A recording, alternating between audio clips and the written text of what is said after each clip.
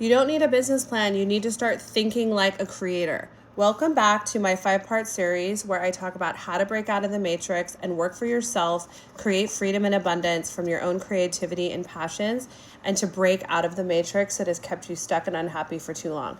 In that very first step, we talked about getting real with yourself. We talked about the awakening. We talked about realizing as you look around you that you're not inspired, you're not being utilized, that there has to be more to this life than what you're doing working in this matrix. This second step is I want you to start thinking like a builder and not like an employee.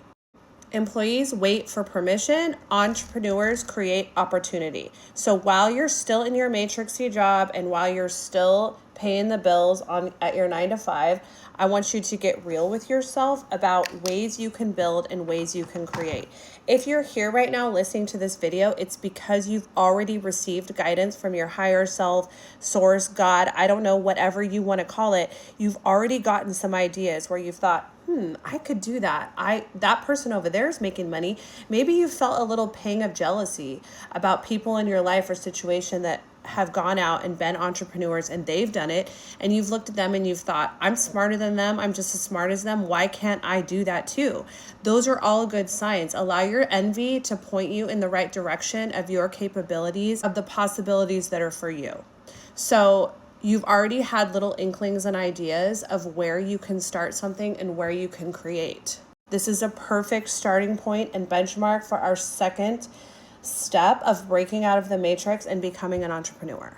Start seeing yourself as the architect of your life and not a cog in someone else's machine. I want you to pull out your journal. Remember that journal that we utilized in step 1 where we got real with our life and we wrote down all the ways we were being underutilized, all the ways where our creativity was being stifled? Yeah, that journal. I want you to pull it out, and now this is where things start to get a lot more positive and start looking up. Now I want you to sit down in your meditation, which if you don't have a meditation practice, now is the time that you absolutely have to implement one.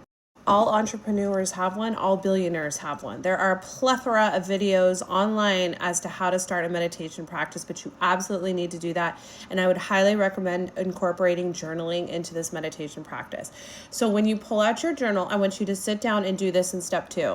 Every day, I want you to sit down and jot down one thing that you could build, create, or sell.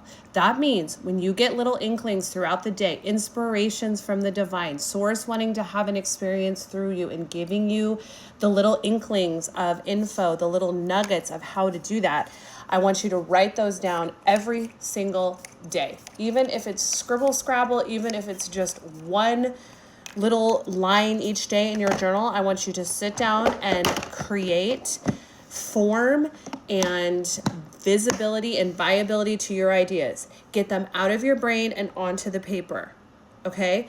So easy, but I want you to start thinking like a builder, and every single time you have an idea that you could build, sell, or create, I want you to write it down in that journal. And you will see as you do this over time that these ideas get more and more detailed. You receive more and more downloads, and as you give them attention and you write them down and you make them form, Source will continue to work through you and give you more ideas, and you can expound on those ideas. But your second step in your journey towards entrepreneurship is think like a builder and less like a cog in the machine, and start writing down and giving form to your ideas.